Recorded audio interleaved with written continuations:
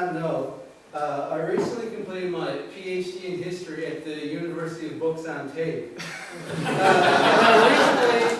I've heard that there's the general public are having trouble with the basics in areas such as geography and history and those sorts of things. And also, I've taken it upon myself to help educate the ignorant masses, which I guess is you guys. So without further ado, this is the 20th century countdown. 12 AD. There was this village in Greece, and in the village there lived a princess. The village was at war with a colony of cannibals. And in order to make peace, they offered the princess's hand in marriage to the king cannibal. The cannibals celebrated in a traditional manner by eating the princess.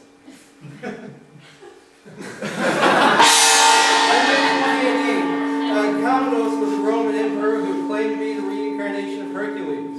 When his subjects complained of a dead elephant in the streets of Rome, he said, "Sure, that's nothing, boss. He used to snap my fingers." And with that, a legion of Roman soldiers carted away the elephant.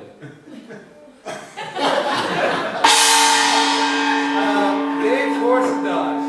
He was staring at the corpse when his neighbor called out, "Great news, we're citizens. We have the same rights as everyone else in the Roman Empire." Dave pointed at the horse, and his first words as a citizen were, "Goddamn government could put the cock to me again, but I didn't they?" 301 AD. Under St. Gregory the Illuminator's watch, Armenia adopted Christianity as the official religion. The boys were all hanging out in the new church, patting themselves on the back when Gregory the Illuminator put out the lights. He motioned for everyone to land forward and said, "Shh, boss, it's Jehovah's Witnesses at the door." 455, Vandals sacked Rome. They threw rocks through all the windows, egged the Colosseum, and spray painted penises on the floor. They made Vancouver hockey ride look like a tea party. There was no room in the municipal budget for repairs, so the town council said, "Shake it," and let the place fall down. 510 AD. Clovis united his people and formed the beginnings of the French kingdom. Now, a lot of people don't realize that Clovis was a bit of a contrary arsehole. So when he addressed the lords up, he said, "Boys," which is French for my countrymen, jokes are shaking around this new kingdom. Someone yelled back, "Very well, sir, we promise to be frank from now on." Hercules had focus just where he wanted him. He put the sword through his throat and said, "Is this how you have ruled, wretch?" Folks replied with, "I was only doing what was in the red book, bud." Hercules chopped folks' head off in a fit of rage, and the liberals haven't formed a government since. Arab and Persian pirates raided the port of Guangzhou. The Tang dynasty decided to put a fence around the harbor and front to protect the future trade. The people of Guangzhou weren't too fussy about that, and they called into the radio shows and complained about it, made signs and protested. So instead of sticking a few guards on the wire for the Tang dynasty, shut the port down for 5 decades. I don't really want to talk about this one, boys.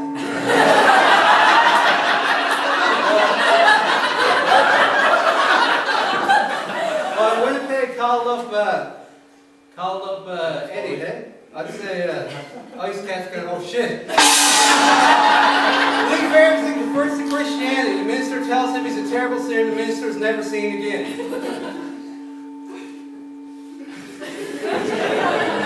I thought that would take longer.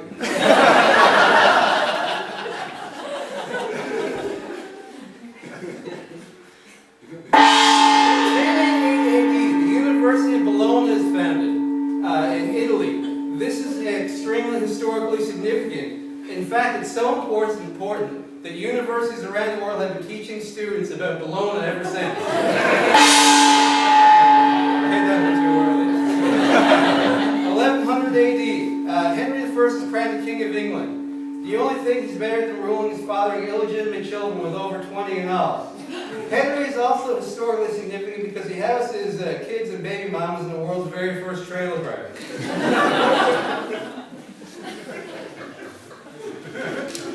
1228 AD. There was a young man who lived around this time. I believe his name was Roger. Now Roger, he was destined for great things. He could be a king, warrior, artist, whatever he wanted. Greatness was in Roger's blood. After all, how many people could claim to be the son of the greatest ruler ever known, Genghis Khan? 327 AD. Edward III is crowned and had his first child by the age of 15. By his early 20s, he was at war with Scotland. I mean, geez, he sure has a way of making a fellow feel inadequate almost every time. 1492. After setting sail from Spain, heading across the Atlantic Ocean in his ship, the Santa Maria, Christopher Columbus is the first man to set foot in America. Excuse me if I pronounce some of these wrong. That is, besides the Apache, the Blackfoot, the Cherokee, the Vikings, possibly the Romans, the Mi'kmaq, the Mayans, the Iroquois, the Crow people, the Ho-Chunk, the Kickapoo, the Chickasaw, the Ojibwe, the Mohawks, the Métis, and the Scapi, possibly even the ancient Greeks, if historical records are to be believed.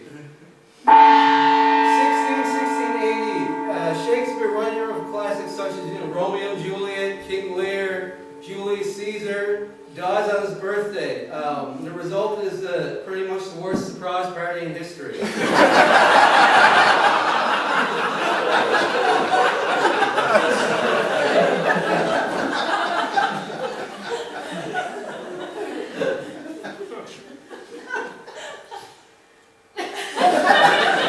The United States of America declares its independence. This angers the British and results in war. This resulted in a revolutionary war where thousands are killed. Oh, I skipped that one. 1867, July 1st, the Dominion of Canada was formed. The initial four provinces are Quebec, Ontario, Nova Scotia, New Brunswick. PEI, Newfoundland, initially refused to join. Manitoba formed in 1870, followed by BC in 1871. PEI relents and joins the Confederation in 1873. Saskatchewan, Alberta formed in 1905. Newfoundland finally breaks down and joins the country in 1949. And this one, 1981. When you're young, sometimes, you know, it seems like life is all about having fun and swords and princesses and coloring things with crayons and loud noises. But something happens, I guess. It's like someone just takes a vacuum and sucks all the fun and color out of it. Maybe it's just part of getting older or more mature, but it's probably a symptom of advancing through the years. And I guess that's the last slide.